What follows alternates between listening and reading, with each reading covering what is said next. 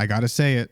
It's fall, y'all. Today we're talking about the new Yorgos Lanthimos movie, BUGONIA. This movie stars Emma Stone as well as Jesse Plemons. This film is a remake of the 2003 Korean movie Save the Green Planet. When I saw the first trailer for BUGONIA, I was not aware of Save the Green Planet at all. I did go back and check it out after watching BUGONIA, and I'll expand upon that in the spoiler section. But for now, I'll say that Emma Stone and Jesse Plemons are incredible in this movie. The story was crazy, and it had that classic Yorgos Lanthimos bleakness that he's become famous for. As with all of his movies, the cinematography and lighting is absolutely gorgeous, and this one had a lot of unexpected twists and turns that I think a lot of people will enjoy. Now I'm going to move on to the spoiler section of this one, so if you haven't seen the movie yet, be sure to skip to my final thoughts at the end of this video. So like I said earlier, I did go back and watch the original Korean film Save the Green Planet. Now comparing Save the Green Planet to BUGONIA is definitely like comparing apples to oranges, but I did want to at least have the original fresh in mind for me to discuss. They're just two takes of the same story for the most part. I'll say that the original is definitely more stylish and it leans a lot more on the comedy than BUGONIA. I think Korean films as a whole have a certain style, and I feel like they're always crazy, at least the ones that I've been watching. BUGONIA is definitely more grounded and has a lot more of a serious tone than Save the Green Planet. Both of them feature a crazy guy who believes people are aliens, and they even have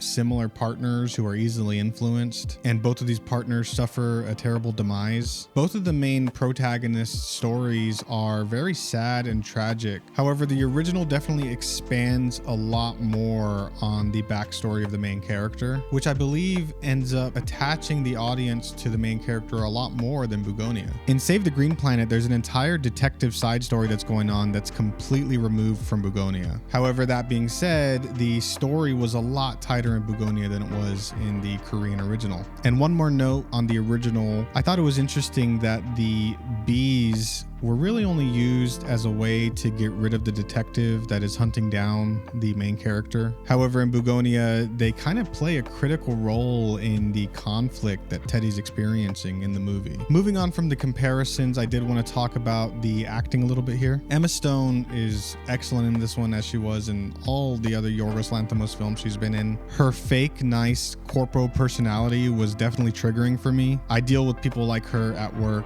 all the time. But when she kind of flips the role on its head and becomes a lot more serious and aggressive, she did a great job showing the true colors of the character. Jesse Plemons was just straight up crazy in this movie. He played a guy that was really quiet, but in a very scary way. And you see his selfishness in the way that he influences his cousin, who really doesn't know any better, and also keeping his mom alive for as long as he has. Speaking of his mom, I think that Yorgos Lanthimos did an amazing job with the black and white flashback scenes in this film. The scenes were so incredibly surreal, from the giant needles that were sticking out of Teddy's mom to the scene where he's holding his mom's IV line to keep her from floating away. I just think that those were such nice touches in this film. On the topic of different scenes, the cinematography in this one was a 10 out of 10. This movie was shot in VistaVision with a beautiful 4:3 aspect ratio. Some of the tracking shots were awesome. For example, Teddy crawling over the table after Michelle wouldn't stop talking about his mom. And also when Teddy comes downstairs and starts threatening Michelle,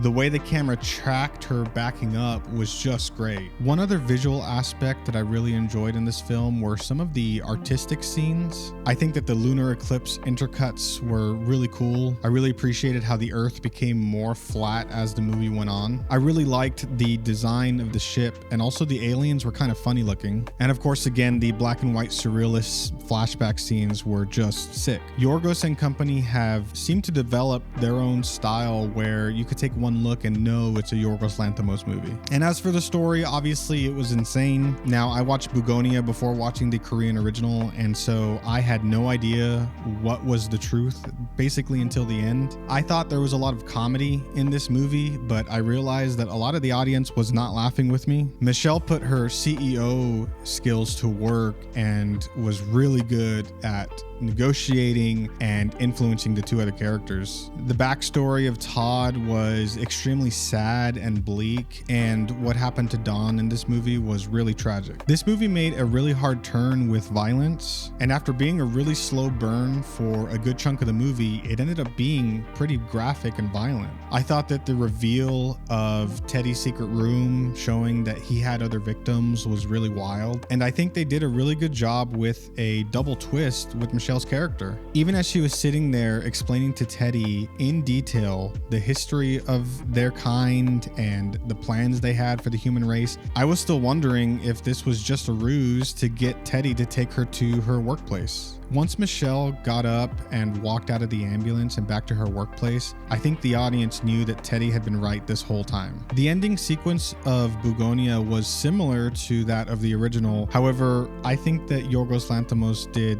a better job at conveying the death of all humans, and it was done in a beautiful way. There was really only one part of this movie that I didn't like. Now, I do love Stavros Halkias, but I do think that he was a little young to be playing his role. I think that the whole babysitter pervert thing was kind of shoehorned in. Now, I am comparing it with the whole detective side story that was in the original, but I did end up thinking it was hilarious to see Stavros Halkias attacked by bees and then shoveled to death. Now, for my final thoughts, at the end of the day, I do think that this movie will not be for everyone. However, those of you Yorgos Lanthimos fans like me are definitely eating with this one. It's yet another banger in his growing filmography. If anything, I do recommend you guys go check out Emma Stone and Jesse Plemons acting absolutely insane for 2 hours. I gave this movie a 4.5 on Letterboxd. I definitely want to hear from the non-Yorgos Lanthimos fans here. For anyone that just kind of saw this movie on a whim, did you enjoy it?